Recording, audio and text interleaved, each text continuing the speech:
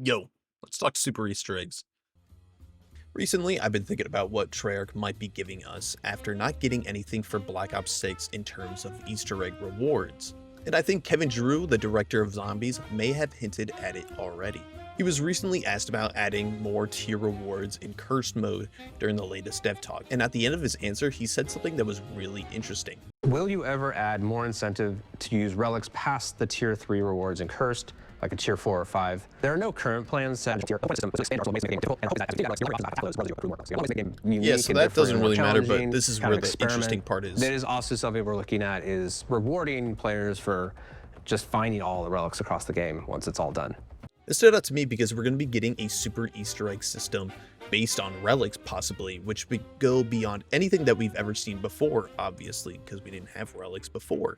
Typically, a super Easter egg would just be about completing the Easter eggs in a specific game. For instance, in Black Ops 3, if you completed all the Easter eggs, you would get an RK5 as your starting pistol, along with the MR6.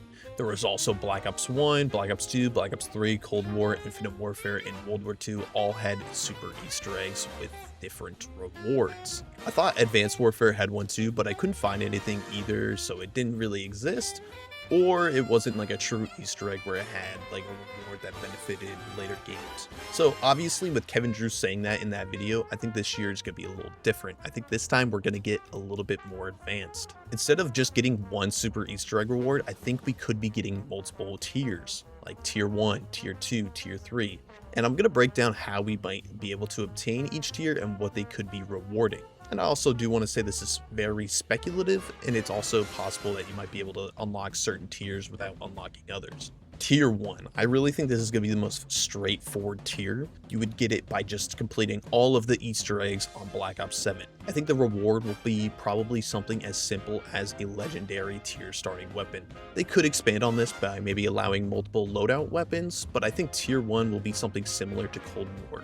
Something that's not huge, but still worth doing in my opinion. Tier 2, I think this is where things could get interesting. I think Tier 2 will require something like completing both Black Ops 6 and Black Ops 7 Easter eggs. Because of that, I think this reward could get much bigger. One idea that I've seen being floating around Twitter is that we could get all of the Black Ops 6 maps inside of Black Ops 7. Since you'll need both of the games to get this, do I think it's possible? Yes. Do I think it'll actually happen? Probably not. I think it could be a logistical nightmare, but not impossible. I think a more realistic reward could be a boss fight mode with all major bosses, which is also seen on like the Black Ops 3 workshop with all of the Black Ops 3 bosses, including the mini boss, like the spider boss. Or we could get something similar like Director's Cut from Infinite Warfare. Tier 3. I think this is one of the harder ones to predict. I think it could involve completing every Easter egg using relics unlocked on that map, or simply collecting all of the relics across the entire game. So for instance, you might have to complete the Ashes of the Damned Easter egg with the 9 relics unlocked on that map, 6 relics unlocked on Ash, 3 relics unlocked on Paradox, and then continuing on with the future maps of this game. As for rewards, I don't really have an idea for this one. Kevin Drew already mentioned they're not looking at tier 4 or 5 rewards, but I don't think this is out of the realm of possibilities in my opinion. I think some possibilities are like a true classic mode like Black Ops 1, 2, and 3 with the different mechanics, but I really doubt this. Another possibility is universal pack-a-punch camos, usable across Zombies, multiplayer, Warzone, and Endgame. I think this would be really cool, but I think this would be something maybe reserved for a lower tier, but what do I know? I think another possibility is 2 major augments for every perk, ammo mod, and field upgrade. I bet there's, a perk ammo mod that would probably break depending if it had 2 major augments versus 1, but I do think it's still a possibility of a super Easter egg reward. I think my biggest takeaway is that this system could be way deeper than anything that we've seen before. Instead of just one reward, we might get a progression system that keeps players grinding across this game, since we're not going to be getting a Zombies game seemingly for another 3 or so years. Also, it's worth noting that any of these rewards could shift between the tiers depending on how Treyarch designs it, and this is also still very speculative, so do not take any of this as it's as if it's actually happening. I do think if this is literally just a single camo and a calling card, a lot of players would be very disappointed with that, considering we didn't get anything for Black Ops 6, and maybe more than just disappointed in my opinion. But we still got like 4 to 6 months in all likelihood until this is all revealed, and maybe even earlier if leaks start to pop up. I do think this is a huge opportunity for Treyarch to really try something ambitious. Something that might not come around again, at least not in the same way or scale.